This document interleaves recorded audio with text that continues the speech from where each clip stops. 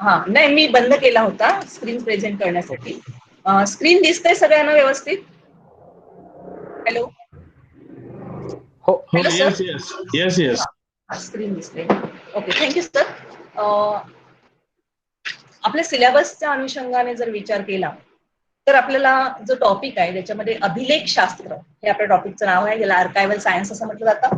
तर त्याच्यामध्ये दोन टॉपिक आपल्याला आहेत. त्याच्यामध्ये पहिल्या टॉपिकमध्ये अभिलेख शास्त्राचा अर्थ काय आहे, त्याची व्याप्ती किती मोठी आहे, त्याची वैशिष्ट्य काय आहेत, आणि मग अभिलेखांची वर्गवारी कशी केली जाते किंवा अभिलेखांचे प्रकार कोणकोणते असतात, अभिलेखांचं महत्व, ऐतिहासिक कागदपत्र या दृष्टिकोनातून काय आहे, आणि मग एकंदरच अभिलेखांची मांडणी करताना त्याचं वर्गीकरण कसं केलं जातं, हे सगळे पॉइंट्स आपल्याला फर्स्ट चॅप्टर मध्ये पाहायचे, ज्याच्यावरती परीक्षेमध्ये आपल्याला जवळजवळ 12 प्रश्न विचारले जाणार आहेत. ऑब्जेक्टिव्ह टाईप प्रश्न असले तर 12 प्रश्न त्या ठिकाणी या पॉइंट्सला असणार आहे. दुसरा जो आपला टॉपिक आहे याच विषयाचा, त्याच्यावरती पुन्हा 12 प्रश्न आपले असणार आहेत, ज्याच्यामध्ये अभिलेखांचं व्यवस्थापन, मॅनेजमेंट ऑफ आर्काइव्ह्ज हा भाग आपला आहे, ज्याच्यामध्ये अभिलेखांचं मूल्यांकन करून त्याचं पुनरुज्जीवन करत असताना, म्हणजे मुळात मूल्यांकन कसं केलं जातं आणि मग त्याचं पुनरुज्जीवन करताना, कारण अभिलेख हे खूप जुने असतात आणि मग त्याचं आयुष्य वाढवायचं काम अभिलेखागारामध्ये केलं जातं. तर हे पुनरुज्जीवन करत असताना कुठले प्रिकॉशन्स घेतली जातात, कुठल्या प्रकारची मेथड्स वापरली जाते,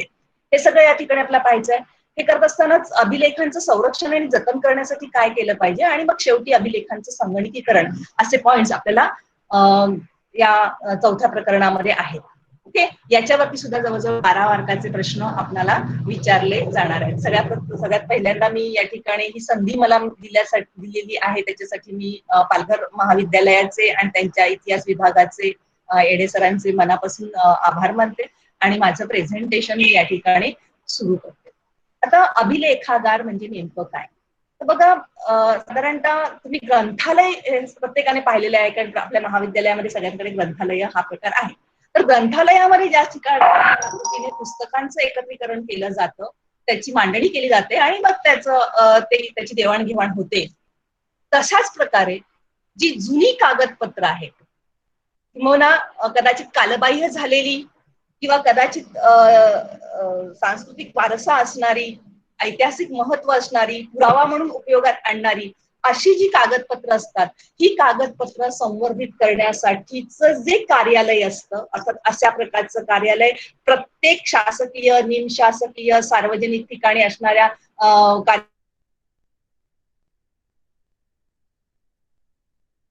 प्रकारे पुरावी हे जर तुम्ही चित्र पाहिलं तर ही कागदपत्र बघा अतिशय जीर्ण झालेली अशी कागदपत्र आहेत, तर ती संवर्धित करण्याचं काम, त्याच्यावरती वेगवेगळ्या प्रकारची त्याच्या प्रिझर्वेशनसाठी काही प्रक्रिया त्याच्यावरती केली जाते आणि त्याची मांडणी बघा ही अशी फाईलमध्ये शिस्तबद्ध पद्धतीने या ठिकाणी करून ठेवलेली आहे, की ज्यामुळे तुम्हाला हवं असणारं जे कागद आहे, मग ते ब्रिटिश काळामधलं असेल किंवा त्या ग्रंथालय त्या अभिलेखा कक्षामध्ये कुठल्या प्रकारची कागदपत्र आहेत याची लिस्ट त्या ठिकाणी असते, आणि मग तुम्हाला हवं असणारं कागदपत्र त्या लिस्टमध्ये आहे असं म्हटल्यानंतर तुम्ही हे व्हॉल्युम्स जे आहेत याच्यामध्ये जाऊन ही आपल्याला हवं ते कागद मिळवू शकता. बघा, इतकं जीर्ण झालेली ही कागदपत्र आहेत, कदाचित ही 100 वर्षापूर्वीची, 200 वर्षापूर्वीची अशीही असू शकतात, तर ती अशा पद्धतीने व्यवस्थित प्रिझर्व करून ठेवली जातात.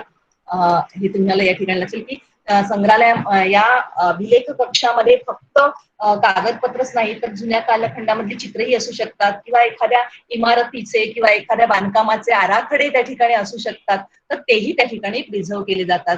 या ठिकाणी तुमच्या लक्षात येईल की बघा, आणखीन आता हे छत्रपती शिवाजी महाराजांचं स्वतःच्या हस्ताक्षरामधलं एक पत्र आहे आणि ते पत्र अशा प्रकारे प्रिझर्व करून ठेवलं जातं. आता संगणकीकरणामुळे हे पत्र आज आपण त्या अभिलेखागारामध्ये न जाता सुद्धा पाहू शकतो असं तुमच्या लक्षात येईल.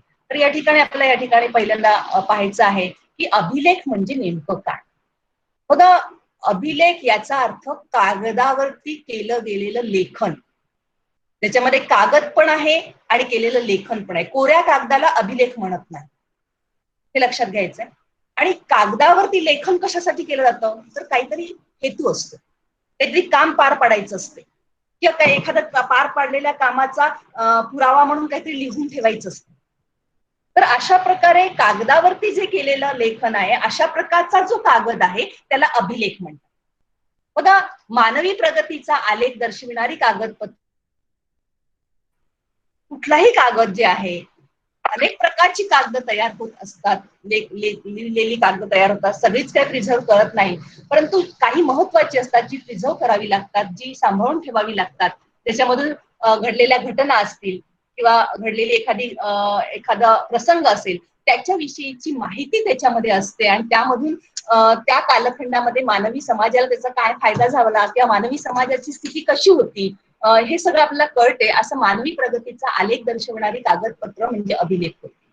दुसरी आपल्याला अभिलेखाची व्याख्या अशी करता येईल की प्रत्येक व्यक्तीला अथवा संस्थेला त्यांचं विहित कार्य मार्गी लावण्यासाठी अथवा स्वतःच्या उपयोगासाठी काही मजकूर जो आहे तो कागदावरती नोंदवून ठेवतात. आणि अशा नोंदवलेल्या कागदाला अभिलेख असं म्हणतात.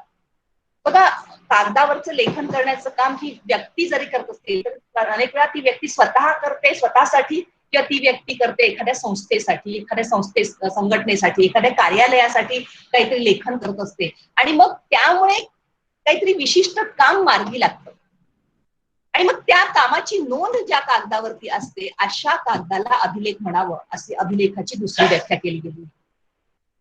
तिसरी व्याख्या अभिलेखाची आपल्याला सांगता येईल की व्यक्तीच्या अथवा संस्थेच्या कामाच्या अनुषंगाने अनेक नोंदी असलेली कागदपत्र तयार होत असतात, परंतु त्यातील सगळीच कागदपत्र ही पुराव्यासाठी अथवा विहित कामाच्या उपयोगासाठी अथवा इतर मार्गदर्शनासाठी संवर्धित करण्याची गरज असते आणि अशा कागदपत्राला आपण अभिलेख असं म्हणतो.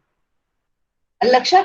त्याच्यानंतर आता एखाद्या कागदावरती लिहिलेला एखादा मजकूर असेल तर त्या मजकुराला अभिलेख या संकल्पनेमध्ये बसवण्यासाठी त्याच्यामध्ये 3 गोष्टी असल्या पाहिजे.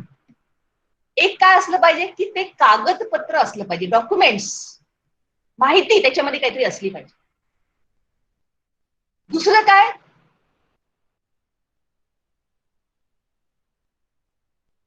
असली पाहिजे.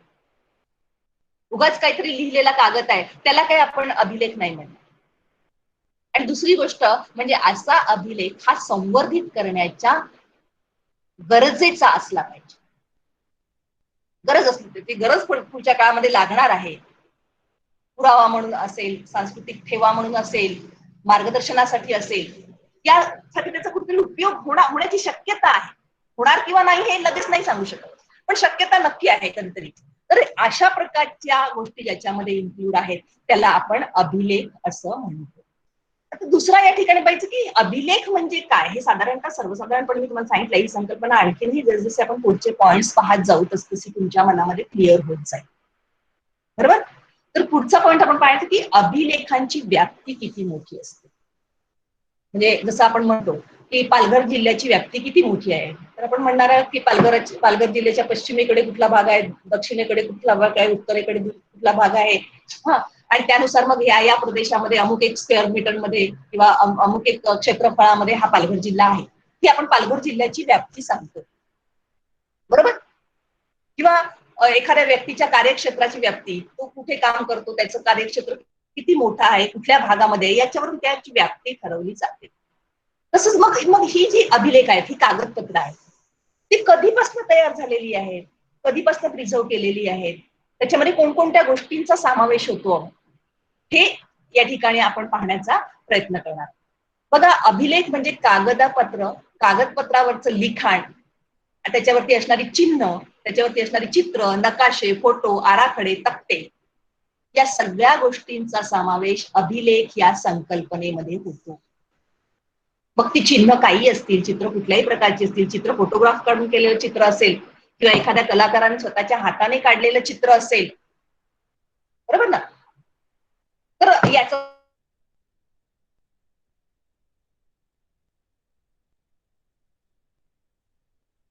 नकाशे असतील, बरोबर ना, तर या सगळ्याचा समावेश त्याच्यामध्ये होतो. आराखडे, वेगवेगळ्या प्रकारच्या गोष्टीच्या आराखडे, मग रस्त्याचा आराखडा असेल किंवा घराचा आराखडा असेल, एखाद्या सार्वजनिक इमारतीचा आराखडा असेल, या सगळ्यांचा. आणि मग तक्त्यामध्ये काय असते की बरीचशी माहिती तुम्हाला ऍट अ ग्लान्स समजावी यासाठी त्याची मांडणी तक्त्यामध्ये केली जाते. टेबल, ज्याला तुम्ही इंग्लिशमध्ये टेबल असं म्हणतात, की सगळं तुम्ही लिखत बसलात तर ते तुमच्या लक्षात येणार नाही. उदाहरणार्थ पालघर जिल्ह्यामधल्या स्त्रियांची संख्या, पुरुषांची संख्या, लहान मुलांची संख्या, असं जर तक्ता दिला आणि ते आकडे दिले तर मग पुरुषांच्या तुलनेने स्त्रियांची संख्या किती आहे, स्त्री पुरुषांच्या तुलनेने लहान मुलांची संख्या किती आहे, लहान मुलांच्या आणि स्त्री पुरुष या सगळ्यांच्या तुलनेने तरुणांची संख्या किती आहे, हेच तुम्हाला लगेच काढता येतं. अशा प्रकारचे जे तक्ते आहेत, टेबल्स आहेत, या सगळ्याचा समावेश अभिलेख या संकल्पनेमध्ये होऊ शकतो. ओके, म्हणजे अभिलेखामध्ये कोणकोणत्या गोष्टी समाविष्ट होतात. एक लक्षात ठेवा, ज्यावेळी कागदाचा शोध लागला त्याच्या अगोदर सुद्धा अभिलेख निर्माण होत होते. आणि ते कशावरती होत होते, तर अगदी सुरुवातीच्या काळामध्ये तुम्ही पुराभिलेख चॅप्टर शिकत असताना मागच्या मध्ये पाहिलेलं आहे की शिलालेखांवरती लिहिलं जायचं, ताम्रपटावरती लिहिलं जायचं, बरोबर. पण त्याला आपण अभिलेख अशी संज्ञा दिलेली, त्याला पुराभिलेख या जुने लेखन असं म्हटलेलं आहे. पण ज्यावेळी कागदाचा शोध लागला त्याच्याही अगोदर आपण पाहतो की ताम्रपट आणि शिलालेख आणि कागदाचा शोध याच्या मधल्या पिरियड मध्ये तुम्ही पाहिलं असेल की ताडपत्रांवरती लिहिलं जायचं. म्हणजे आज तुम्ही दक्षिण भारतामधल्या मंदिरांमध्ये गेलात तर त्या मंदिरामध्ये अगदी 5व्या शतकातली, 6व्या शतकातली किंवा 2ऱ्या 3ऱ्या शतकामधली ताडपत्र त्या ठिकाणी त्यांनी प्रिझर्व करून ठेवलेली आहे, त्या काळामध्ये लिहिली गेली. या काही ठिकाणी भुजपत्रावरती म्हणजे कमळाच्या पानावरती लेखन करण्याचे प्रकार. तुम्ही इजिप्शियन संस्कृतीमध्ये गेला तर तिथे पॉपायरस नावाची एक वनस्पती होती की ज्या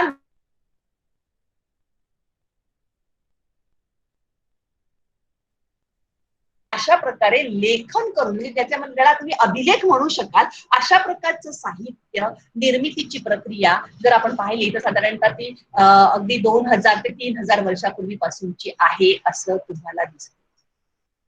कागदाचा शोध मात्र इसवी सन 105 साली लागला की जो चीनमध्ये लावला गेला. सायलून नावाच्या एका संशोधकाने चीनमध्ये चिंध्या आणि वेगवेगळ्या प्रकारच्या वस्तूचा, गवताचा वगैरे लगदा याच्यापासून कागद तयार केला आणि मग त्याच्यामध्ये हळूहळू मॉडिफिकेशन होत गेलं आणि कागदावरती लेखन करणं हा प्रकार आपल्याकडे सुरू झाला. तर त्यामुळे ही जी ताडपत्रावरती केलं गेलेलं लेखन आहे, मग ते भुजपत्रांवरती केलं गेलेलं लेखन आहे किंवा आपण पाहतो की पॉपायरसवरती केलं गेलेलं लेखन आहे आणि मग कागदावरती केलं गेलेलं लेखन आहे, या सगळ्यांचा समावेश अभिलेख या संकल्पनेमध्ये केला जातो. पण हे सगळं त्याच्यावरती लेखन केलेलं आहे, नुसतं ताडपत्र आहे, नुसतं भुजपत्र आहे, नुसतं कागद आहे, ज्याच्यावरती काही लिहिलेलंच नाही, तर त्याला काही आपण अभिलेख असं म्हणत नाही. ओके, आता दुसरा आपण पॉईंट पाहिजे की या शासकीय अभिलेखामध्ये कोणकोणत्या प्रकारच्या नोंदी असू शकतात. तर त्या काही शासकीय असू शकतात, निमशासकीय असू शकतात, खाजगी व्यक्तीने केलेल्या असू शकतात किंवा वैयक्तिकरित्या काहींनी स्वतःच्या मनातल्या गोष्टी लिहिण्यासाठी त्याचा उपयोग केलेला असू शकतो. तर अशा प्रकारच्या ह्या सगळ्या ज्या नोंदी आहेत त्या नोंदींचा समावेश अभिलेख या संकल्पनेमध्ये होतो. एकंदर काय, तर कागदाचा शोध लागण्याच्या अगोदरपासून म्हणजे भुजपत्र किंवा पॉपायरस किंवा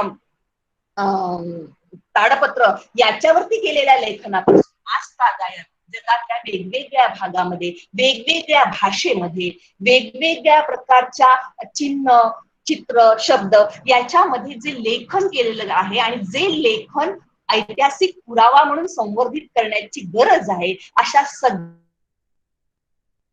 आपण अभिलेख असं म्हणतो.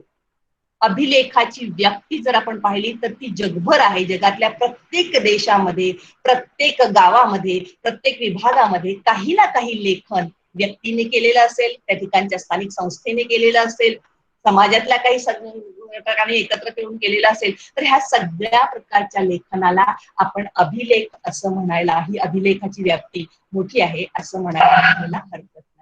त्यानंतर पुढचा मुद्दा आपण पाहणार आहोत की मग ही अभिलेखाच्या निर्मितीचा इतिहास काय. मुळात ही कागदावरती लेखन करणं ही परंपरा कधी सुरू झाली. तर साधारणतः ज्यावेळी हा सगळा इतिहास पाहिला जातो त्यावेळी साधारणतः इजिप्तमध्ये जी माहिती असेल की इजिप्तमध्ये पिरॅमिड्स असतात आणि त्या पिरॅमिड्स मध्ये ममीज ठेवल्या जायच्या आणि त्या ममीजच्या बाजूला काही पॉपायरस म्हणजे ह्या वनस्पतीच्या गुंडाळ्या त्या ठिकाणी ठेवल्या गेलेल्या होत्या आणि त्या गुंडाळ्यांवरती काही लेखन केलं गेलेलं होतं. आणि हे जे पॉपायरस होतं ते इसवी सन पूर्व 3500 वर्षापूर्वी म्हणजे आजपासून जर विचार केला तर जवळजवळ 5500 वर्षापूर्वी अशा प्रकारे अभिलेख निर्माण करण्याची परंपरा इजिप्शियन संस्कृतीमध्ये होती असं आपल्याला म्हणावं लागेल. त्याच्यानंतर ज्यावेळी आपण ग्रीक संस्कृतीमध्ये येतो त्यावेळी त्या ठिकाणी अथेन्स या ठिकाणी देवतेच्या मंदिरांमध्ये काही कागदपत्र ठेवलेली असायची. जसं त्या देवतेची काही वस्तू ज्या असतील, महत्वाच्या वस्तू, त्या अलंकार जसे ठेवलेले असायचे, तसं त्या देवतेच्या संदर्भामधली काही कागदपत्र त्या ठिकाणी ठेवलेली असायची.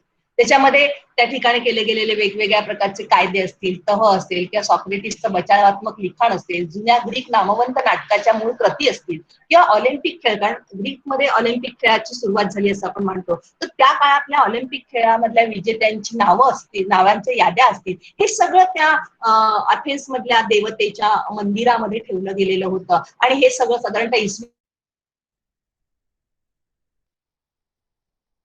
इथेच देखील कागदपत्रांची निर्मिती होत होती असं आपल्याला सांगता येईल. तसंच इजिप्शियन संस्कृतीमध्ये आणि ग्रीक संस्कृतीमध्ये दप्तरखाना म्हणजे ही जुनी कागदपत्र संवर्धित करून ठेवण्याची जागा असणं ही संकल्पना अस्तित्वात होती असं प्राचीन ग्रीक आणि इजिप्शियन साहित्यामधून, वाङ्मयामधून आपल्याला वाचायला मिळतं. त्याचे पुरातत्वीय पुरावे सुद्धा अलीकडे संशोधकांना उपलब्ध झालेले आहेत. जेव्हा आपण मध्ययुगाकडे येतो तेव्हा मध्ययुगीन कालखंडामध्ये जी राज्य होती त्या प्रत्येक राजाचे अभिलेख संवर्धित करण्याची दप्तरं अस्तित्वात होती. उदाहरणार्थ आपण पाहिलं तर अकबराच्या काळामध्ये, म्हणजे मोगल काळामध्ये जर आपण ज्यावेळी आपण येतो तेव्हा अकबराच्या कालखंडामध्ये कागद तयार करण्याचा कारखाना अकबराने स्थापन केलेला आहे असे उल्लेख वाचायला मिळतात. आणि त्याच्या कालखंडामध्ये तर त्याच्या राजदरबारामध्ये हे दप्तरखाना सांभाळणारा एक खास अधिकारी त्याने नेमलेला होता असेही उल्लेख वाचायला मिळतात.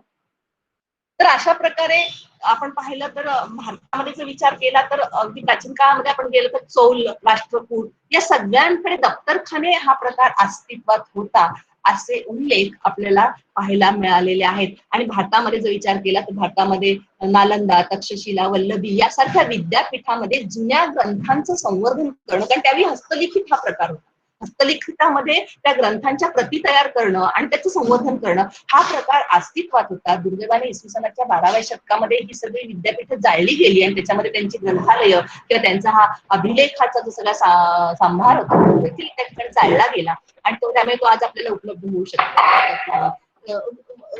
मध्ययुगाकडे ज्यावेळी आपण येतो त्यावेळी शिवकालखंडामध्ये देखील रायगडावरती फार मोठा दप्तरखाना शिवाजी महाराजांनी स्थापन केलेला होता असं आपल्याला दिसतं. त्याचे उल्लेखही आपल्याला वाचायला मिळतात.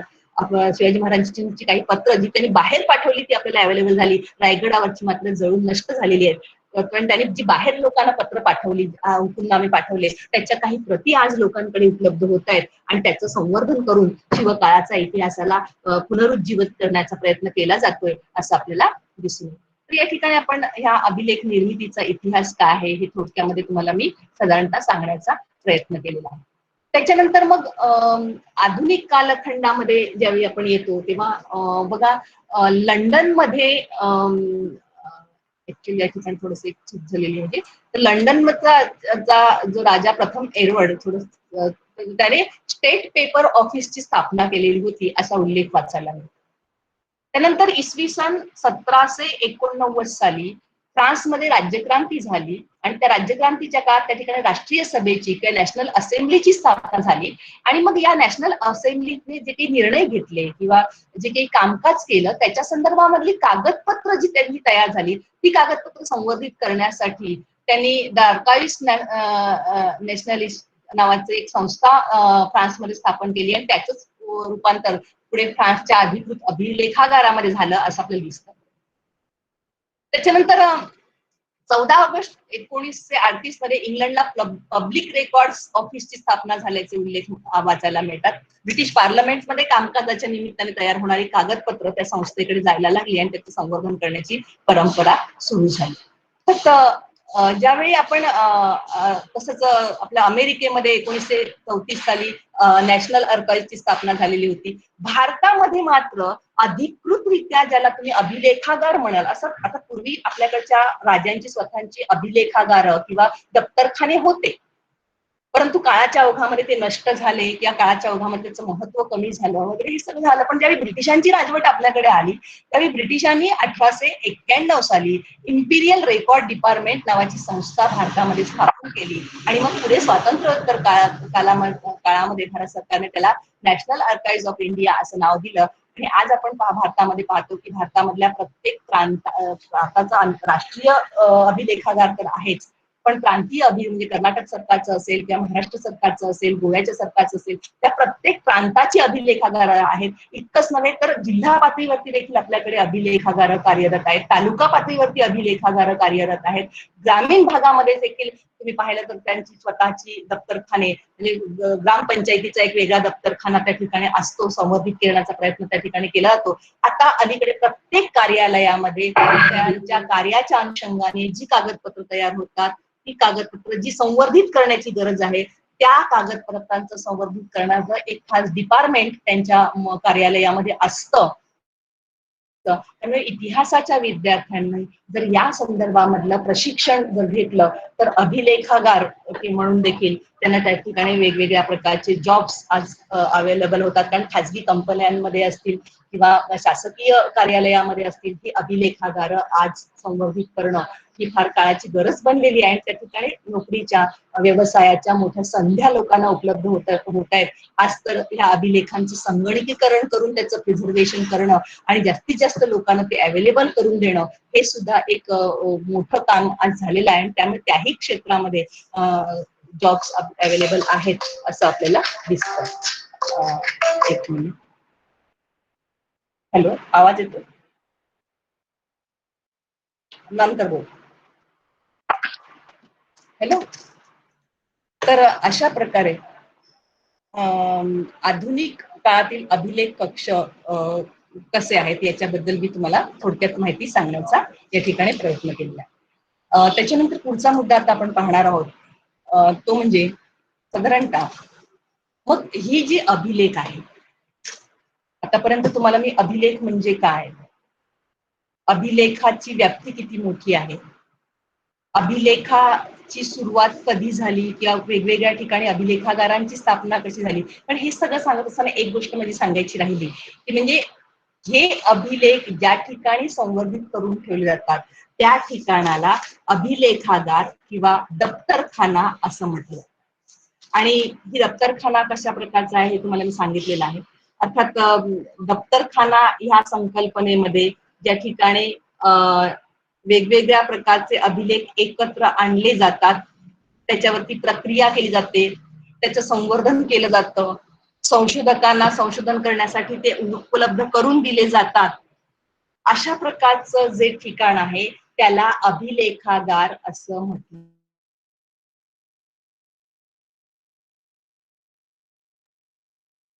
अभिलेख म्हणजे काय, दप्तरखाना म्हणजे काय हे सगळं पाहिल्यानंतर पुढचा मुद्दा आपल्याला या ठिकाणी आता अतिशय थोडक्यामध्ये पाहायचंय की मग या अभिलेखांची काही वैशिष्ट्य आहेत का, बरोबर ना.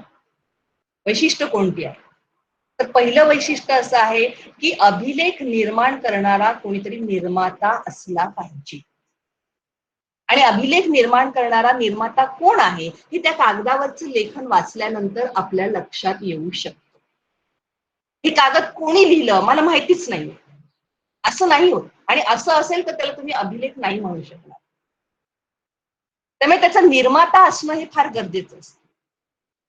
बघा, प्रत्येक कागद तुम्ही घेता, उदाहरणार्थ तुम्ही एखादं पुस्तक घेतलं तर तुम्हाला काय दिसतं की त्या पुस्तकाचा लेखक कोण आहे किंवा त्या पुस्तकाची प्रकाशन संस्था कोण आहे हे त्याच्यावरती लिहिलेलं असतं, बरोबर आहे.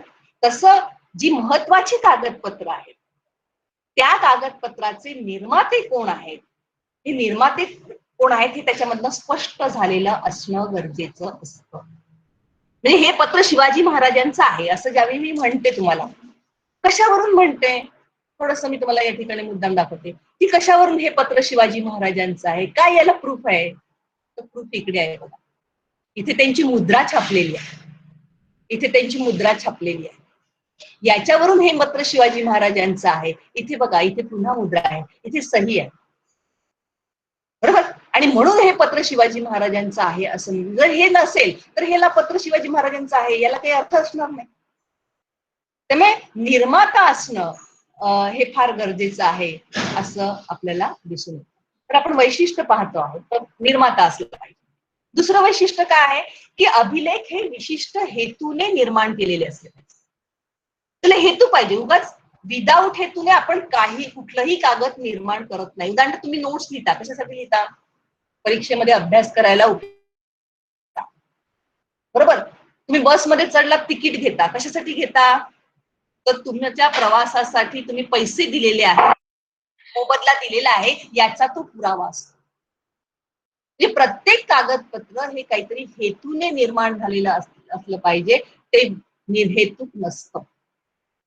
तिसरं काय आहे की ऐतिहासिक दस्तावेज हे उपयुक्ततेप्रमाणे जपून ठेवले जातात. कागदपत्र तर आपल्या आयुष्यामध्ये अनेक निर्माण होतात, पण सगळीच्या सगळी आपण जपून ठेवतो का? नाही ठेवत ना. काही कागदपत्र त्या वेळेपुरती, ते काम होईपर्यंत, काही कागदपत्र काम झाल्यानंतर काही काळासाठी, कामाचा रिझल्ट येईपर्यंत, आणि काही कागदपत्र कायमसाठी जतन करून ठेवतो. उदाहरण द्यायचं झालं तर तुम्ही नोट्स लिहिता, नोट्स कुठपर्यंत? परीक्षा होईपर्यंत. काहींना आवड असेल तर ते ठेवून देतात, नाहीतर बाकीचे दुसऱ्यांना देऊन टाकतात किंवा रद्दीत देतात. बरोबर. म्हणजे काही काळासाठी जतन करून ठेवतात. त्याच्यानंतर तुम्ही परीक्षा दिली, सर्टिफिकेट मिळालं, सर्टिफिकेट 2 वर्ष ठेवून काढून टाकलं चालेल का? ते तुम्हाला कायम जतन करावं लागेल, कारण ते तुमच्या कामाचा तो पुरावा आहे आणि तो पुरावा तुम्हाला कायम आवश्यक असतो. बरोबर. म्हणजे उदाहरणार्थ आपल्या जमिनीची कागदपत्र असतील किंवा आपलं आधार कार्ड असेल, हा, किंवा आपलं बँकचं अकाउंटचं पासबुक असेल, ते पासबुक भरेपर्यंत, दुसरं मिळाल्यानंतर पहिलं आपण दुसऱ्या ह्याच्यामध्ये ते डिटेल्स आले की पहिलं काढून टाकणार, पण दुसरं ठेवणार. तर अशा प्रकारे ऐतिहासिक दस्तावेज जे आहेत ते उपयुक्ततेनुसार जपून ठेवले जातात. पुढचं वैशिष्ट्य आहे की अभिलेखांचं संवर्धन हे त्याच्या निर्मात्या संस्थेकडून अथवा पुराभिलेखागारातून केलं जातं. शक्यतो अभिलेख ज्या संस्थेकडून निर्माण होतात त्या संस्थेकडे ते जतन करून ठेवले जातात. पण कागद तर सतत निर्माण होत असतात, आणि काही अति महत्वाची कागद जी आहेत त्याच्या प्रती त्यांच्याकडे जतन करून ठेवल्या, काही वेळेला समजा त्या नष्ट झाल्या तर त्या उपलब्ध झाल्या पाहिजेत, म्हणून शासनाकडे त्याची प्रत, शासनाच्या पुराभिलेखागारामध्ये त्याची प्रत दिलेली असणं गरजेचं असतं. महत्वाचे असतील त्याची प्रत शासनाच्या पुराभिलेखागाराकडे असणं गरजेचं असतं. साधं उदाहरण तुम्हाला मी देते की समजा मी एखाद्याकडनं जमीन विकत घेतली, बरोबर. मी जमीन विकत घेतल्यानंतर आम्ही काय करतो? त्याचा दस्तऐवज तयार करतो. खरेदी विक्रीचा जो काही व्यवहार झालेला असेल त्याचा दस्तऐवज तयार करतो, आणि त्याच्या दस्तऐवजाची एक प्रत माझ्याकडे येते, मी विकत घेतलाय म्हणून माझ्याकडे, आणि दुसरी एक प्रत जी आहे ती आम्ही शासनाकडे देऊन ठेवतो. यदा कदाचित माझ्याकडची प्रत हरवली, काय झालं तर शासनाकडची प्रत जी आहे ती मात्र त्या ठिकाणी आपल्याला उपलब्ध होऊ शकते. त्यामुळे अभिलेखांचं संवर्धन मी स्वतःही संस्थेकडून सुद्धा केलं जातं अथवा पुराभिलेखागारामधून देखील त्याचं संवर्धन केलं जातं. बघा, आपल्याला एखादा व्यवहार करायचा आहे दुसऱ्या व्यक्तीबरोबर, आणि तो व्यवहार करताना आपण काय म्हणतो की ती स्टॅम्प पेपरवर लिहा, म्हणजे ते ऑथेंटिक होईल. नुसतं कागदावर लिहिलं त्याला उपयोग नाही. ज्यावेळी ते तुम्ही स्टॅम्प पेपरवरती लिहिता तेव्हा त्याला शासन मान्यता मिळते. लक्षात. तर अभिलेखाचं संवर्धन हे निर्मात्या संस्थेकडून पण होत असतं आणि पुराभिलेखागारामधून सुद्धा होत असतं. दुसरं, अभिलेखात त्याच्या निर्मात्या संस्थेशी असणारा संबंध त्यामधून स्पष्ट होत असतो. अभिलेखाची निर्मिती ज्या संस्थेने केलेली आहे त्या संस्थेचा त्या अभिलेखाशी असणारा संबंध हा फार महत्वाची गोष्ट आहे. म्हणजे आपल्या महाविद्यालयाची स्थापना झाली, त्याचा एक कागद त्यांनी त्या मीटिंग मध्ये तयार केला.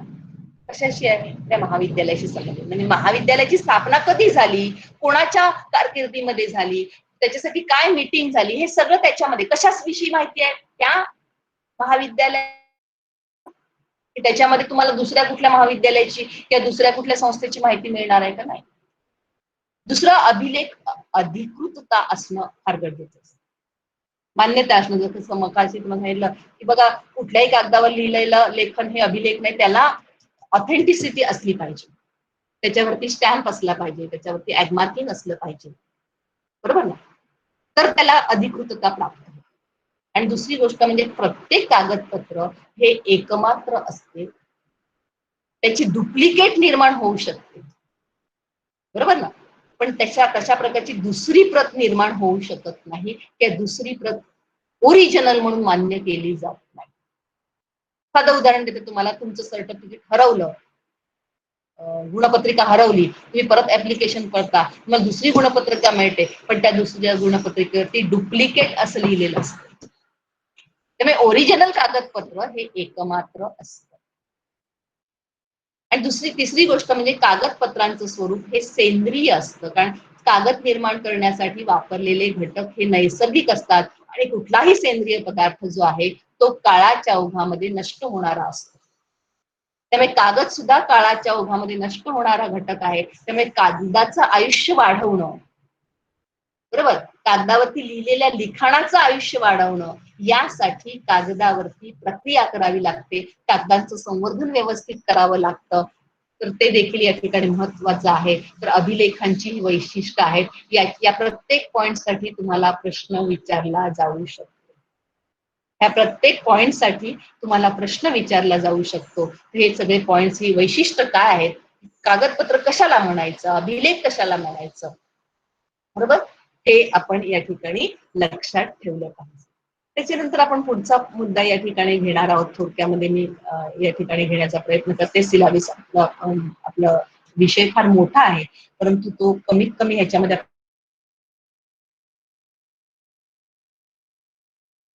मधला साधारणतः पुढचा जो मुद्दा आहे त्याच्यामध्ये एक आहे की अभिलेखांची वर्गवारी किंवा अभिलेखांचे प्रकार काय आहेत.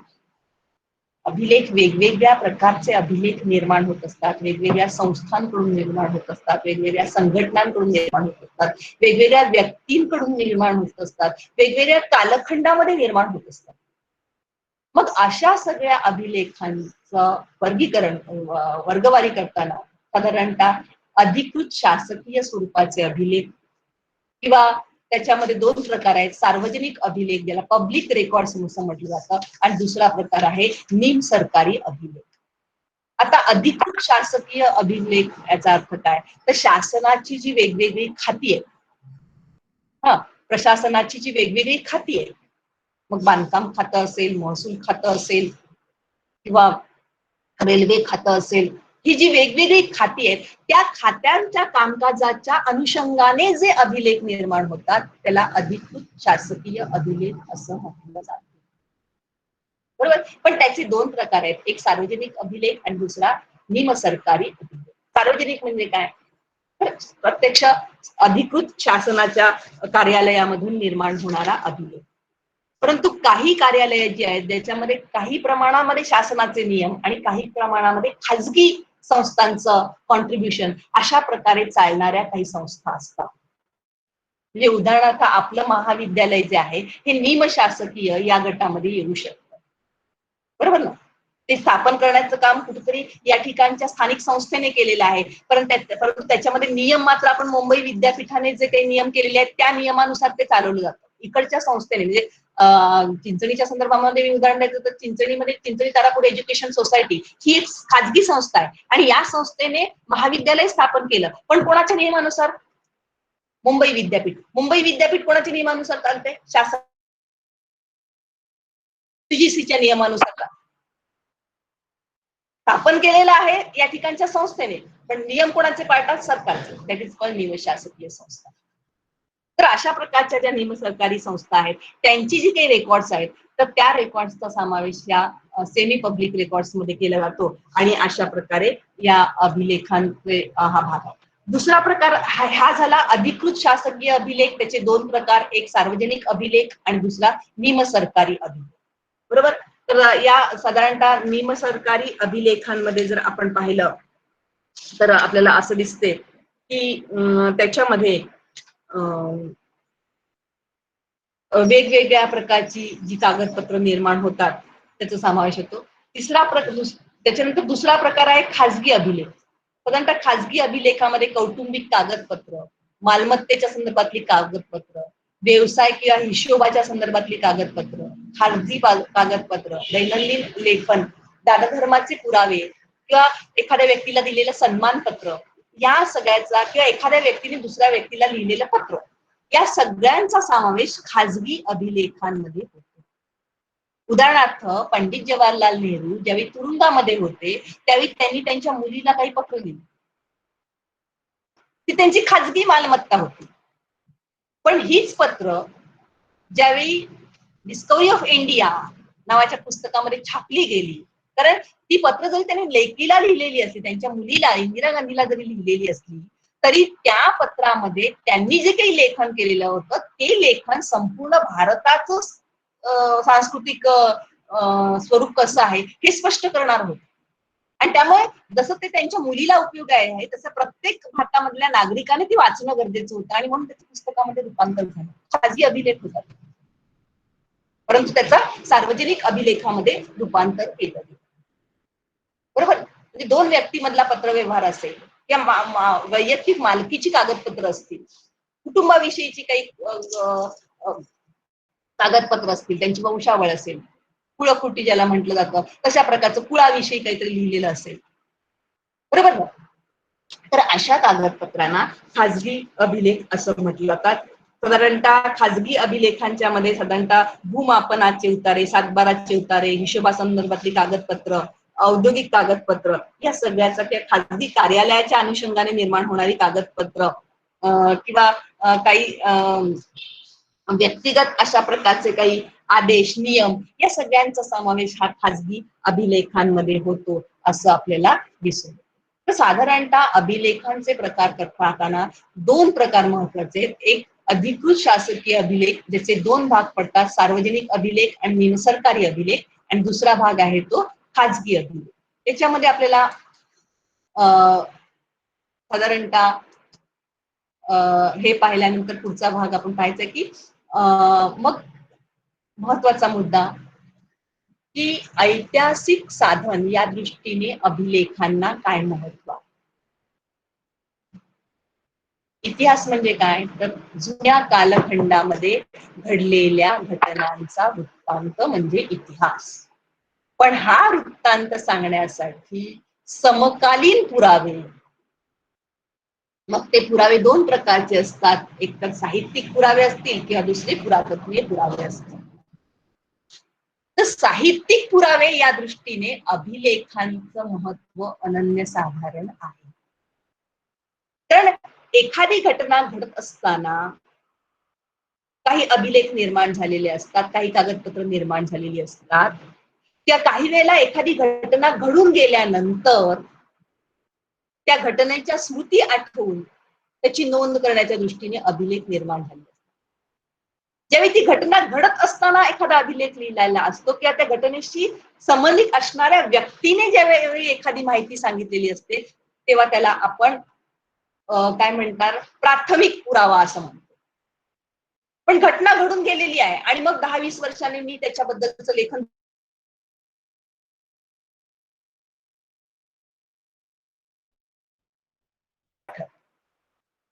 त्यामुळे ऐतिहासिक साधन या दृष्टीने अभिलेख जर समकालीन असले, संबंधित घटनेशी संबंधित असणाऱ्या व्यक्तीने किंवा संस्थेने निर्माण केलेले असते, तर तो अभिलेख हा इतिहासाचा प्राथमिक पुरावा ठरतो. पण तोच अभिलेख ती घटना घडून गेल्यानंतर उपलब्ध असणाऱ्या पुराव्यांच्या साह्याने त्याच्याविषयीचं लेखन केलेलं असेल तर तो अभिलेख मग दुय्यम पुरावा ठरतो.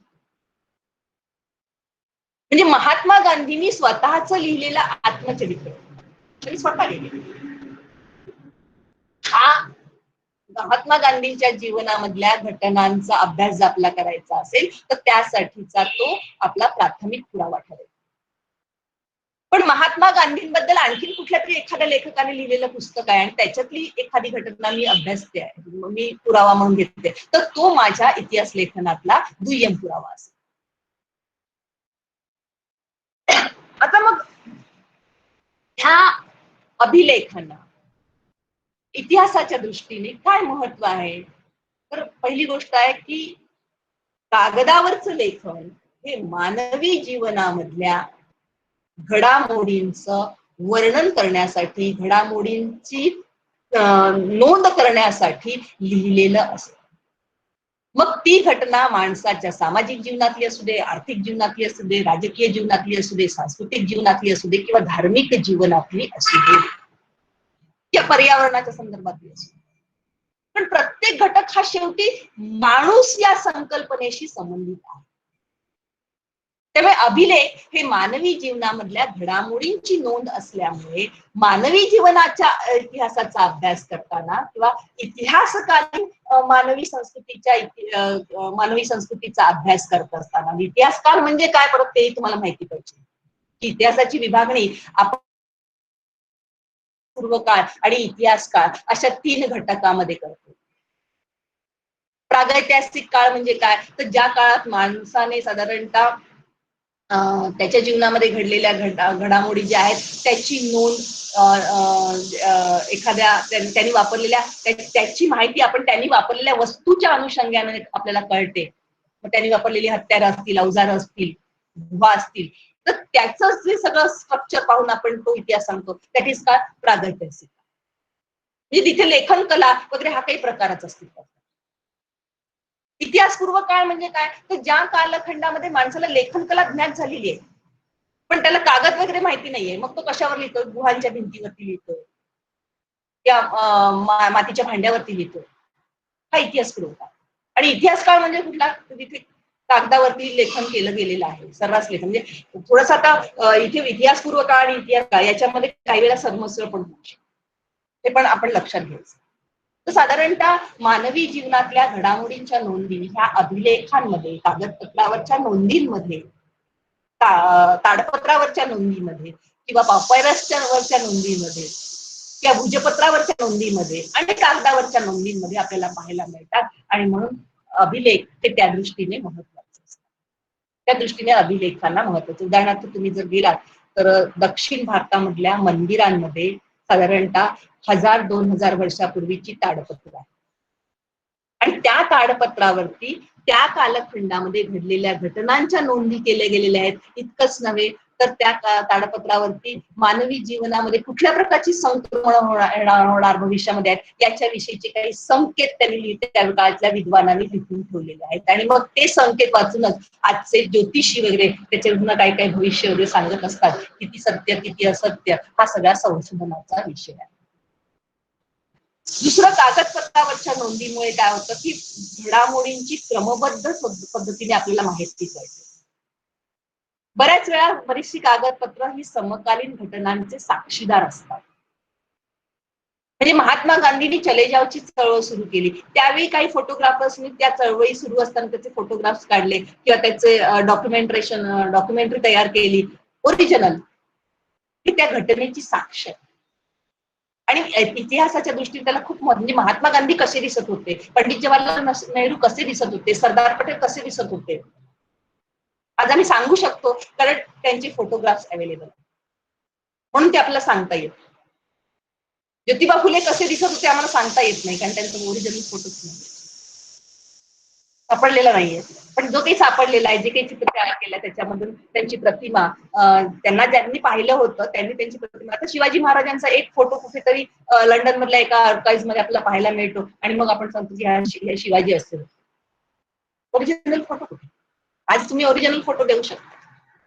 त्यामुळे काही घटना ह्या समकालीन असतात, कागदपत्रावरती जरी त्या नोंदल्या गेलेल्या असल्या तरी त्या समकालीन असतात आणि त्या दृष्टीने मग इतिहासाचा तो एक सत्य पुरावा मानला जाऊ शकतो.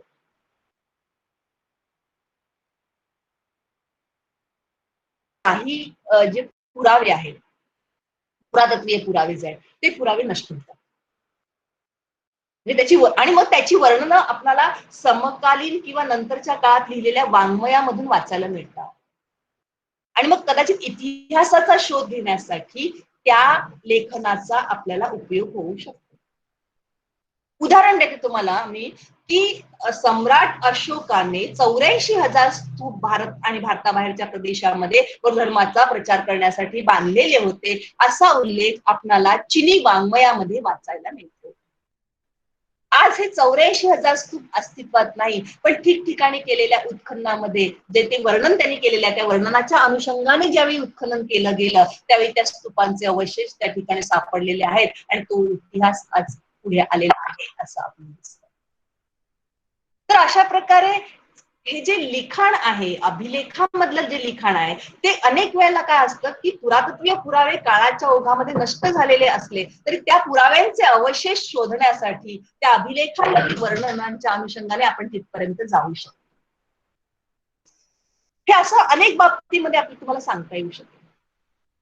म्हणजे ज्यावेळी ब्रिटिशांची राजवट आपल्याकडे प्रस्थापित झाली आणि मग ब्रिटिशांनी 1784 साली ज्यावेळी एशियाटिक सोसायटीची वगैरे स्थापना केली 1774 साली, तर त्यावेळी त्यांच्या असं लक्षात आलं की ह्या प्राचीन वाङ्मयामध्ये भारतामधल्या अनेक ठिकाणांचे उल्लेख आहेत, वर्णन आहे. मग त्या वाङ्मयामधल्या वर्णनांच्या अनुषंगाने आपण त्या भागाकडे जर गेलो शोध घेत तर त्या ठिकाणी काही वस्तू आपल्याला मिळू शकतील आणि त्या प्रकारे पद्धतीने ज्यावेळी शोध घेतला त्यावेळी अनेक गोष्टी ज्या काळाच्या ओघामध्ये जमिनीच्या पोटामध्ये गाडल्या गेलेल्या होत्या, इतस्ततः विखुरलेल्या अवस्थेमध्ये होत्या किंवा दुर्लक्षित अवस्थेमध्ये पडलेल्या होत्या, त्या वस्तू त्यांनी समाजाच्या समोर त्याचं संशोधन केलं, त्याचं उत्खनन केलं आणि त्या सगळ्या वस्तू समाजासमोर आणल्या आणि भारतीय संस्कृतीचा एक फार मोठा ठेवा जो काळाच्या आपल्याला पाहायला मिळू शकतो. तसंच ज्यावेळी अभिलेखांमध्ये ज्यावेळी माहिती असते तर त्या माहितीचा उपयोग आपण ऐतिहासिक साधनांचा तुलनात्मक अभ्यास करण्यासाठी करू शकतो. उदाहरण द्यायचं झालं तर तुम्हाला असं उदाहरण देता येईल की आर्य चाणक्याने लिहिलेल्या अर्थशास्त्र नावाच्या ग्रंथामध्ये राजवाड्याची रचना कशी असली पाहिजे, राजाच्या राहण्याचं ठिकाण कसं असलं नाही. आता मग हा राजवाडा ज्याचे अवशेष पाटण्यामध्ये सापडलेले आहेत मौर्यांच्या राजवाड्याचे किंवा चंद्रगुप्त मौर्याच्या राजवाड्याचे, ते सगळे अवशेष पाहिले आणि मग कौटिल्याच्या अर्थशास्त्रामधलं जे लेखन आहे ते चाळून पाहिलं तर तो राजवाड्याचं स्ट्रक्चर कसं असेल याचं चित्र आज आपण तयार करू शकलेलो आहे. तो राजवाडा कसं, कारण आज सगळे अवशेष वरचा सगळा भाग नष्ट झालेला आहे, ते अवशेष पायाचे अवशेष शिल्लक आहे, पण वरचं स्ट्रक्चर कसं होतं हे त्या आर्य चाणक्याचा अर्थशास्त्र किंवा मग मॅग्नेस्थिनिसने लिहिलेला इंडिका नावाचा ग्रंथ आहे ज्याच्यामध्ये राजवाड्याचं सगळं वर्णन आहे चंद्रगुप्त मौर्याच्या, तर त्याच्यावरून स्ट्रक्चर कसं होतं हे आपण चित्र आज निर्माण करू शकतो, त्याची प्रतिकृती आज आपण निर्माण करू शकतो आणि मग ते वैभव, त्या वेळेची दालनं कशी होती, राजदरबार कसा होता हे सगळं आपल्याला समजू शकतं. तर अशा प्रकारे हे अभिलेख आपल्याला उपयोगाचे होते. इतिहासाच्या 3 टप्प्यात ऐतिहासिक कालखंडाचा अभ्यासाच्या दृष्टीने 3 टप्पे जे तुम्हाला सांगितलं की प्रागैतिहासिक काळ, इतिहासपूर्व काळ आणि इतिहास काळ, हे इतिहासाच्या अभ्यासाचे 3 टप्पे आहेत. या तिन्ही टप्प्यांचा अभ्यास आपण या पुरातत्वशास्त्राच्या साह्याने या अभिलेख शास्त्राच्या साह्याने करू शकतो आणि एक ऐतिहासिक साधन या दृष्टीने अभिलेखांना महत्व प्राप्त आहे. बघा, अभिलेखांचं महत्व प्रशासकीय दृष्ट्या आहे, सांस्कृतिक दृष्ट्या आहे, व्यक्तिगत किंवा नागरिकांच्या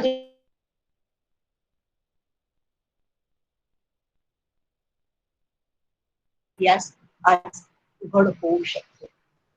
एक उदाहरण या ठिकाणी मी तुम्हाला की प्रशासकीय दृष्ट्या काय महत्व असतं तर त्या कालखंडामधल्या राज्यकर्त्यांनी काढलेले जे काही हुकुमनामे आहेत किंवा जाहीरनामे आहेत तर त्याचे दस्तऐवज ज्यावेळी आपल्याला अभ्यासाला मिळतात त्यावेळी त्यांच्या साधारणतः प्रशासनाचं स्वरूप कसं होतं हे आपण त्याच्यावरून सांगू शकतो. तर अशा पद्धतीने त्याचा उपयोग आपल्याला होतो. उदाहरण द्यायचं झालं तर शिवाजी महाराजांची ज्यावेळी पत्र आपण पाहतो त्यावेळी त्यांची सैन्य व्यवस्था कशी होती, सैन्याला काय आदेश त्यांनी दिलेले होते, मोहिमावरती जाताना सैनिकांनी कशी काळजी घेतली पाहिजे, कशा प्रकारे अग्नी पेटवला पाहिजे, वाटेमध्ये येणाऱ्या शेतकऱ्यांच्या शेतीचं नुकसान होऊ नये यासाठी त्यांनी काय प्रिकॉशन्स घेतली पाहिजे, याच्यासाठी महाराजांनी दिलेले सगळे आदेश आणि मग त्यांच्या प्रशासनाचं स्वरूप कसं होतं, त्या प्रशासकीय अधिकाऱ्यांना दिलेले आदेश काय होते, कुठल्या प्रकारचं काम कुठल्या प्रकारचा अधिकारी करत होता, हे सगळे त्यावेळीची ज्यावेळी कागदपत्र आपण पाहतो त्यावेळी त्यामधनं आपल्याला ती माहिती उपलब्ध होऊ शकते आणि अशा प्रकारे अभिलेख हे प्रशासकीय दृष्ट्या देखील महत्वाचे ठरतात असं आपल्याला आढळतं. कारण दैनंदिन कामकाजाच्या अनुषंगाने अनेक प्रकारची कागदपत्र निर्माण होतात आणि ही कागदपत्र भविष्यामध्ये समकालीन प्रशासन व्यवस्था कशी होती किंवा तत्कालीन प्रशासन व्यवस्था कशी होती, कोणत्या अडचणी आलेल्या होत्या, त्या अडचणींवरती त्यावेळी कशी मात केली गेली, हे सगळं अभ्यासण्यासाठी त्याचा उपयोग आपल्याला होऊ शकतो. दुसरा पॉइंट आहे की अभिलेखांचं सांस्कृतिक महत्व काय. बघा, एखाद्या देशाची संस्कृती जाणून घेण्यासाठी आपल्याला ऐतिहासिक दस्तऐवजांची फार मोठी मदत होऊ शकते. उदाहरणार्थ वर्तमान गतकाळ आणि वर्तमान काळ याच्यामधला दुवा म्हणजे हे अभिलेख असतात. अर्थात याच्यासाठी आपल्याला उदाहरण असं देता येईल की एखाद्या देशाची संस्कृती काय असते, काय आहे किंवा काय होती, हे जाणून घेण्यासाठी हे अभिलेख उपयोगाचे ठरतात. म्हणजे उदाहरण द्यायचं झालं तर आय थिंक दुसऱ्या विन्स्टन चर्चिल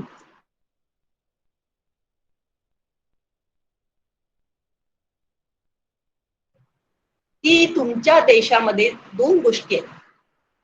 एक तुमचं साम्राज्य आहे, ब्रिटिशांचं साम्राज्य आहे, आणि दुसरं आहे तुमच्याकडे शेक्सपियरचं साहित्य आहे, शेक्सपियरचा संस्कार आहे तुमच्या देशामध्ये. तर या दोन गोष्टींपैकी मी एका गोष्टीची मागणी तुमच्याकडे केली तर तुम्ही मला काय द्याल, असं एका व्यक्तीने विन्स्टन चर्चिलला विचारलं. तर विन्स्टन चर्चिलने त्याला उत्तर दिलं की मी तुम्हाला आमचं साम्राज्य देऊन टाकेल, पण मी तुम्हाला शेक्सपियर देणार नाही. बघा, विन्स्टन चर्चिल हे बोल ज्यावेळी बोलला त्यावेळी शेक्सपियर जिवंत होता का? नाहीये, शेक्सपियर जिवंत नाही.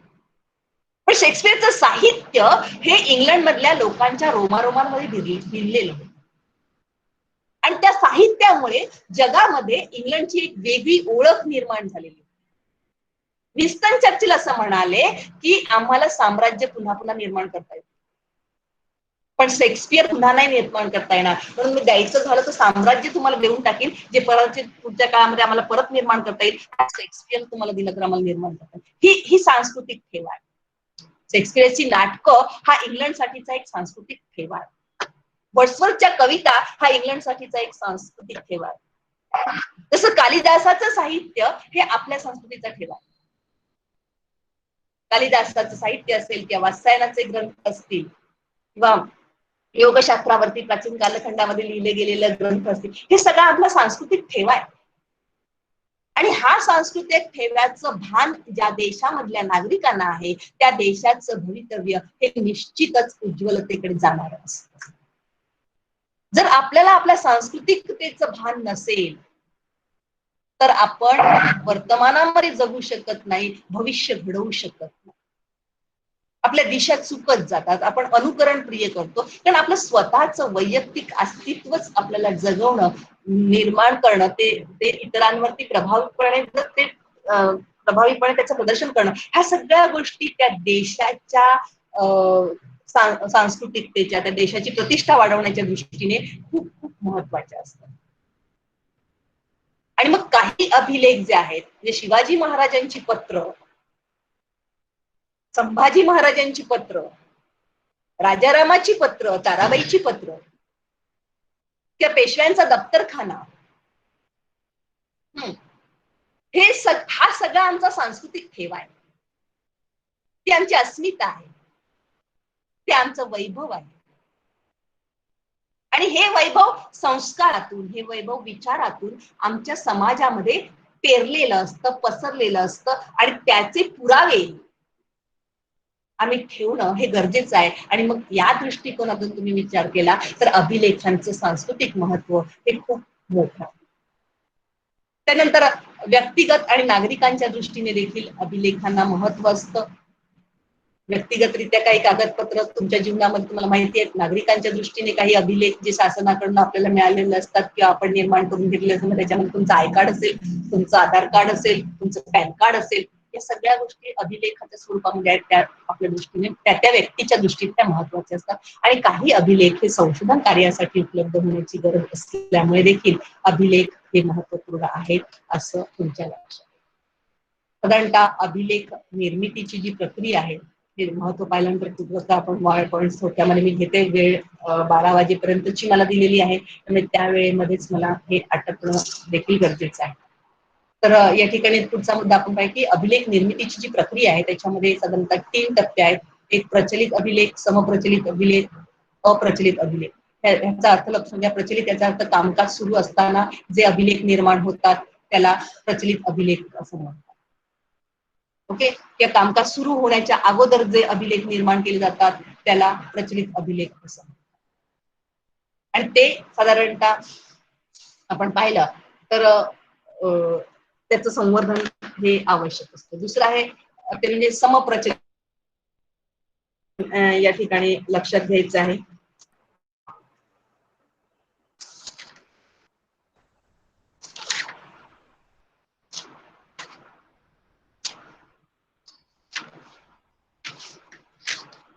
प्रचलित अभिलेख याचा अर्थ काय, तर अभिलेख ज्या कामासाठी निर्माण केले जातात त्या कार्याची पूर्तता होण्यासाठी दैनंदिन कामकाजात उपयोगी पडताना जे कार्य चालू असेपर्यंत त्या अभिलेखाचा संदर्भ वारंवार वापरला जातो त्याला प्रचलित अभिलेख म्हणतात. समप्रचलित म्हणजे काय, तर हॅलो हॅलो माझा आवाज येतोय का तुम्हाला? Hello sir. हो मॅडम, आवाज येतोय तुमचा. दुसरा आहे समप्रचलित अभिलेख म्हणजे काय, तर साधारणतः अभिलेखाच्या जीवनचक्रातला दुसरा पॉइंट आहे, दुसरा टप्पा आहे ज्याच्यामध्ये अभिलेखाची निर्मिती झाली, त्या कामासाठी अभिलेखाची जरुरी भासत नसली तरी त्या कार्याच्या अनुषंगाने त्याचा उपयोग होतो, म्हणून ज्या संस्थेने तो अभिलेख निर्माण केलेला आहे तो अभिलेख साधारणतः त्याला समप्रचलित अभिलेख असं म्हटलं जातं. म्हणजे उदाहरण द्यायचं झालं तर समजा तुम्ही ऍडमिशन घेतलं कॉलेजमध्ये, बरोबर, तुमची नोंद त्या ठिकाणी झाली. हा, त्याच्यानंतर मग तुमची नोंद तुमच्या कॅटलॉग मध्ये झाली, तुम्हाला रोल नंबर मिळाला, तुम्हाला आय कार्ड मिळालं. पण तुमची जी आधीची तुम्ही जी तुमचा ऍडमिशन जो फॉर्म आहे तो लगेच नष्ट करून चालतो का? तो काही काळ ठेवावा लागतो, तो काही काळ सांभाळावा लागतो. दॅट इज कॉल्ड समप्रचलित. कारण काही कारणासाठी कदाचित त्याच्यामधले डिटेल्स पाहावे लागले तर काही डिटेल्स सगळेच्या सगळे नाही घेतले, एखादा डिटेल्स त्याच्यामध्ये पुन्हा पाहावा लागला तर अशा प्रकारे कामकाज झालेलं आहे, काम पूर्ण झालं, पण तरी सुद्धा काही तुम्ही परीक्षा दिली की लगेच नोट्स काढून टाकतात का? रिझल्ट येईपर्यंत ठेवून देतात ना. रिझल्ट आल्यानंतर देखील राहू दे, 1-2 वर्ष राहू दे, नंतर करू, काय लागलं पण पुढच्या सिलेबस मध्ये तोच भाग आला तर आपल्याला युज करता येईल. It is called semi currency म्हणजे समप्रचलित. आणि अप्रचलित याचा अर्थ काय की ज्यावेळी एखादा अभिलेखाच्या अनुषंगाने एखादं काम झालं, काम संपलं आणि मग तो अभिलेख त्या कामासाठी गरजेचा नसतो, पण त्या कामाचा पुरावा म्हणून ठेवावा लागतो आणि तो कायम स्वरूपामध्ये ठेवावा लागतो, त्याला अप्रचलित अभिलेख म्हणतात. आणि हे असे अप्रचलित अभिलेख जे आहेत ते कायमस्वरूपी संवर्धित करून ठेवावे लागतात. त्यामुळे कायमस्वरूपी संवर्धित करून ठेवायचे अभिलेख अनेक वेळा अभिलेखागारामध्ये त्याच्या प्रती ठेवल्या जातात. अभिलेखागारामध्ये त्याच्या प्रती कायम स्वरूपामध्ये ठेवल्या जातात. म्हणजे तुमच्या आजोबांनी एखादी जमीन विकत घेतलेली आहे, ती गेले कित्येक पिढ्या तुम्ही कसता, तुम्हाला कधी विकत घेतली, काय दस्तावेज तुम्हाला नाहीये तुमच्याकडे काहीच, फक्त सातबाऱ्यावरती नाव आहे, बाकी तो दस्तावेज खरेदी खताचा तो आजोबांच्या काळातला तुमच्याकडे नाहीये. पण तुमच्या जमिनीवर एखाद्या दुसऱ्या माणसाने दावा सांगितला तर तुम्हाला तो दस्तावेज पुरावा म्हणून द्यावा लागतो. अशा वेळी तो अभिलेखागारामध्ये संबंधित विभागाच्या अभिलेखागारामध्ये तुम्हाला उपलब्ध होऊ शकतो जर तुमच्याकडे नसेल तर. दॅट इज कॉल्ड अप्रचलितता. प्रत्यक्ष कामासाठी उपयोग नाही, पण पुरावा म्हणून गरजेचा असतो, पुरावा म्हणून तो गरजेचा असतो. म्हणजे तुम्ही बीए ची परीक्षा पास झालात आणि तुम्हाला बीएचं सर्टिफिकेट मिळालं, काम झालं, पण बीएचं सर्टिफिकेट मिळालं, काम झालं म्हणून तो फाडून टाकून चालेल का?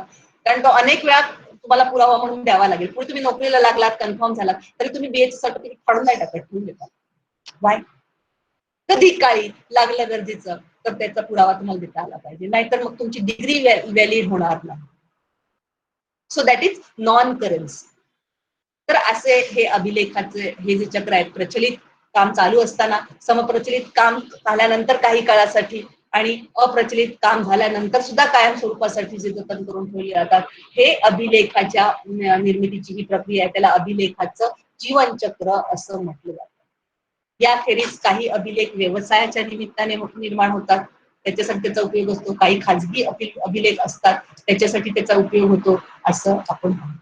तसंच या ठिकाणी कागदपत्राचं वर्गीकरण करत असताना काही गोष्टी वर्गीकरण करणं याचा अर्थ समान घटकांना एकत्र करून त्याची मांडणी करणं.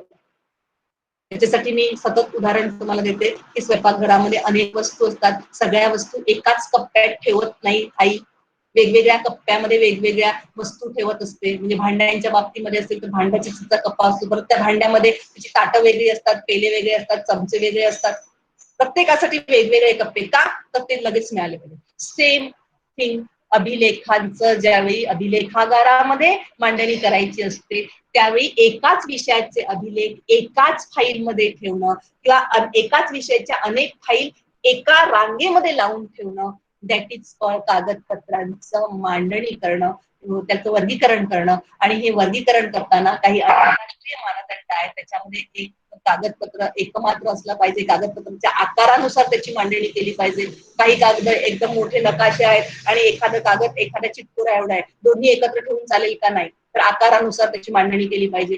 किंवा काही कागदपत्र जी आहेत ती कायम स्वरूपामध्ये संवर्धित करायची आहेत, ज्याला अवर्गीय कागदपत्र म्हणतात. काही कागदपत्र साधारणतः 2 ते 3 दशकांपर्यंत संवर्धित करायचे, म्हणजे 20 ते 30 वर्षापर्यंत जतन करायचे, तर त्याचा एक गट असतो. त्याच्यानंतर काही कागदपत्र ही 5 ते 6 वर्षासाठी संवर्धित करायची असतात, त्याचा एक गट असतो. आणि काही कागदपत्र त्याचे पुरावे इतर कागदपत्रांमध्ये मिळण्याची शक्यता आहे, अशी कागदपत्र फक्त 1 वर्षासाठी संवर्धित करायची असतात. तर मग ज्यावेळी अभिलेखागारामध्ये कागदपत्र येतात त्यावेळी कायम स्वरूपामध्ये ठेवायची कुठली, 2 ते 3 दशकापर्यंत ठेवायची कुठली, 5 ते 6 वर्षापर्यंत ठेवायची कुठली, आणि 1 वर्ष ठेवून नंतर नष्ट केली चालतील ती कुठली, हे बघून सुद्धा त्याची मांडणी केली जाते. त्याला वर्गीकरण असतं. अशा पद्धतीने देखील त्याचं वर्गीकरण होतं. दुसरं, काही कागदपत्र गोपनीय असतात, म्हणजे ती दुसऱ्यांसाठी ओपन करायची नाहीये, गोपनीय. कारण ती ओपन केली तर त्याच्यामधनं भांडणं निर्माण होण्याची शक्यता असते, वाद निर्माण होण्याची शक्यता असते, पण ती संवर्धित करून ठेवावी लागतात. अशी गोपनीय कागदपत्र काही असतात जी शासनाकडे ठेवलेली असतात. म्हणजे उदाहरण त्याला तुम्हाला द्यायचं झालं तर तुम्हाला मला सांगता येईल की महादेव शास्त्री नावाच्या एका माणसाने ब्रिटन मधल्या अभिलेखागारामध्ये जाऊन, स्वातंत्र्य प्राप्तीनंतर हा माणूस जवळजवळ 40 वर्ष ब्रिटनमध्ये राहिला आणि तिथल्या अभिलेखागारामध्ये म्हणजे ईस्ट इंडिया कंपनीच्या कालखंडामध्ये जी पत्र या ठिकाणच्या गव्हर्नमेंटनी ब्रिटिश सरकारला पाठवलेली होती, त्या ठिकाणी त्या पत्रांचं सगळं त्याने संग्रहण केलं, त्याचा अभ्यास केला आणि त्याचे काही व्हॉल्यूम जवळजवळ त्याने 9 खंड त्याचे तयार केले आणि हे खंड त्याने भारतामध्ये आणले. भारत सरकारने ती सगळी कागदपत्र होती ती पब्लिश होऊ दिली नाही, गोपनीय म्हणून ठेवून दिली. आता पब्लिश केली, कारण ती त्याच वेळी पब्लिश केली असती तर कदाचित त्यामधनं अनेक प्रकारचे गदारोळ, कारण ब्रिटनशी आपल्याला सलोख्याचे संबंध ठेवायचे, मैत्रीचे संबंध ठेवायचे, कदाचित आपल्या ब्रिटन आणि भारताच्या मैत्री संबंधांवरती ती कागदपत्र ओपन झाल्यामुळे परिणाम होण्याची शक्यता होती. सो ती त्यांनी गोपनीय ठेवली. तर काही कागदपत्र गोपनीय असतात पण संवर्धित करायचे असतात, काही कागदपत्र मुक्त असतात, कोई भी आओ लेके जाओ देखो, सगळ्यांसाठी मुक्त केली जातात, अशी काही कागदपत्र असतात. त्यानंतर काही वेळेला विषयाच्या अनुषंगाने कागदपत्र ठेवली जातात, ज्याच्यामध्ये सामाजिक विषयाशी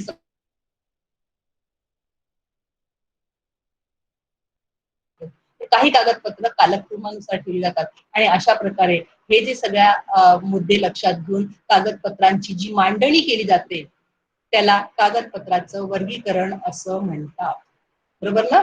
जसं तुमच्याकडे सुद्धा अनेक प्रकारची पुस्तकं आहेत, म्हणजे तुमच्याकडे पुस्तकं आहेत, तुमच्या नोट्स आहेत, तुमच्या काय म्हणता येईल सर्टिफिकेट्स आहेत, तुम्हाला सन्मानपत्र आहेत, हे सगळं तुम्ही एकाच ठिकाणी ठेवता का? तर ते काहीतरी बायफॅग्रेशन करून तुम्ही जे ठेवता, तिथे मांडणी करता, म्हणजे त्या त्यावेळी तेथे तुम्हाला लगेच उपलब्ध होते. हे जे आहे हेच कागदपत्रांच्या संदर्भामध्ये, हेच अभिलेखागारामध्ये त्याची मांडणी करताना हे जे काही नियम पाळले जातात आणि त्याची मांडणी केली जाते त्याला कागदपत्राचं वर्गीकरण असं म्हणतात, असं तुमच्या लक्षात. आता हे सगळं करत असताना सगळ्यात शेवटचा मुद्दा मी या ठिकाणी घेणार आहे, म्हणजे अभिलेखाचं व्यवस्थापन करत असताना अभिलेखागारामध्ये काही गोष्टी फार महत्वाच्या आहेत. त्याच्यामध्ये अभिलेखपालाचं कार्य, जे अभिलेखपाल जो आहे, अभिलेखागाराचा जो प्रमुख आहे, तुम्ही सुद्धा अभिलेखपाल होऊ शकता. शासनाच्या अभिलेखागारामध्ये किंवा एखाद्या कंपनीच्या अभिलेखागारामध्ये, एखाद्या महाविद्यालयाच्या अभिलेखागारामध्ये तुम्ही अभिलेखपाल म्हणून काम करू शकता. बरोबर. तर अभिलेखपालाने दस्तऐवजीची संरचना करणं, दस्तऐवजीचे संच तयार करणं, उपसंच निर्माण करणं, कागदपत्रांची मालिका तयार करणं, अभिलेखांचे फाईल्समध्ये रूपांतर करणं, क्रमानुसार अध्यक्षानुसार फाईल लावून ठेवणं, या सगळ्या गोष्टी या अभिलेखपालाला करावे लागतात. आणि अभिलेखांच्या व्यवस्थापनामध्ये या गोष्टीला अनन्यसाधारण असं महत्व आहे, असं तुम्हाला दिसून येईल. तर अशा प्रकारे अभिलेखांचं व्यवस्थापनापर्यंत मी आलेले आहे. आता या सगळ्या अभिलेखांचं पुनरुज्जीवन का करावं लागतं, तर अभिलेख ज्यावेळी अभिलेखागारामध्ये येतात त्यावेळी ते अनेक वेळा जीर्ण झालेल्या अवस्थेत असतात. कागद नाशवंत आहे, त्यामुळे त्याच्यावरती प्रक्रिया करावी लागते, त्यामुळे त्याचं लॅमिनेशन केलं जातं किंवा त्याला वेगवेगळ्या पद्धतीने त्याला प्रिझर्व केलं जातं. आणि महत्वाचं म्हणजे अलीकडच्या काळामध्ये बरेचसे अभिलेख हे संगणकीकरण करून त्याचं छायाचित्र तयार करून ती संगणकामध्ये सेव्ह करून ठेवली जातात. त्याच्या अनेक प्रती तयार करून ठेवल्या जातात की जेणेकरून त्याची मांडणी करणं, ठेवणं याच्यासाठीची जो वेळ खर्च होतो तो वेळ खर्च होणं कमी होतं. आणि मग हे अभिलेख लोकांना सहज अवेलेबल नेटच्या द्वारे किंवा आपण पाहतो की संगणकाच्या द्वारे, गुगलच्या द्वारे तुम्ही हे सगळे अभिलेख स्वतः पाहू शकतात. म्हणजे मला आज एखादं कागदपत्र हवं असेल तर मला पुण्याच्या अभिलेखागारामध्ये जाण्याची गरज नाही. मी त्यांची वेबसाईट ओपन केली की मला हवं असणारं कागदपत्र जर त्यांनी त्याचं कॉम्प्युटरायझेशन झालेलं असेल, डिस्प्ले लोकांसाठी केलेला असेल, तर ते कागदपत्र मला त्या ठिकाणी मिळू शकते. म्हणजे साधं उदाहरण तुम्हाला देते की मला सार्वजनिक सभेचे अहवाल मला पाहायचे होते आणि मी ज्यावेळी पुण्याच्या त्या अभिलेखागाराच्या साईटला गेले त्यावेळी मला ते सगळे नाहीतर एरवी मला ते पुण्यामध्ये जाऊन त्यांच्या अभिलेखागाराच्या इमारतीमध्ये जाऊन बसावं लागलं असतं आणि ते सगळं बाहेर काढून वाचावं लागलं असतं. आज तशी त्याची गरज नाही, कारण संगणकीकरण झालेलं असल्यामुळे 1 क्लिक मध्ये मला ते माझ्या घरामध्ये बसून ते सगळे त्यांचे जे अहवाल होते, सार्वजनिक सभेचे अहवाल जे होते, जी रानडेने स्थापन केलेली संस्था होती, तर ते सगळे अहवाल मला पाहायला मिळाले आणि त्याच्यामधलं पर्टिक्युलर मला हवी असणारी माहिती मी काढून घेऊ शकते. तर अशा प्रकारे अभिलेखांचं संगणकीकरण झाल्यामुळे, डिजिटलायझेशन ज्याला तुम्ही म्हणतात ते झालेलं असल्यामुळे बऱ्याचशा अभिलेखांचं ची माहिती लोकांना सहज उपलब्ध होऊ शकते. बरं, त्याचं रिझर्वेशन चांगल्या पद्धतीने होते आणि त्याचा उपयोग योग्य वेळी योग्य ठिकाणी त्याचा तात्काळ उपयोग करता येऊ शकतो, असं आपल्याला दिसून येतं. तर अशा प्रकारे साधारणतः अभिलेखांच्या संदर्भामध्ये अनेक प्रकारचे जॉब्सही आपल्याला उपलब्ध आहेत. याच्याबद्दलचं आपल्याला आणखी एक वेगळं लेक्चर्स घेऊन ती माहिती तुम्हाला सांगणं गरजेचं आहे.